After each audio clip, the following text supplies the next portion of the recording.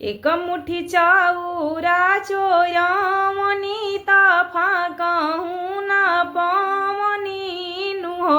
ए ललना बड़ी जोड़ा बथेला कमरिया दर दिए बेयाकुल दर दिए बेयाकुल मचिया बैठल तू सासु सारा बेगुन आगर हो ये सासु सोवे दनाय पनि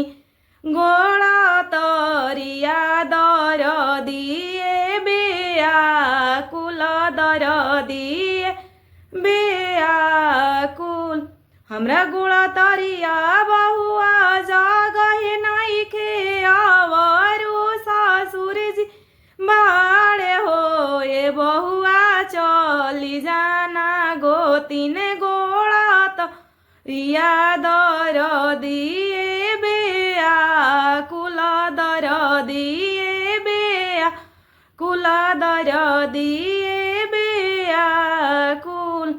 ओही जैसे निहुरल गईनी ता गोतिने आगावा खाड़े बनी हो ए गोतिने सोवे दानाय अपनी गोड़ा तरिया हो दर दिए बेयाकुल दर दिए बेयाकुल हमरा गोड़ा तरिया गोतिन जगहे नइखे अवरु भासुर जी बाड़े हो ए गोतिन चली जाना स्वामी गोड़ा तरिया उहे रे दुखवा बुझिहे उहे रे दुखवा बुझी ओही जैसे निहुरल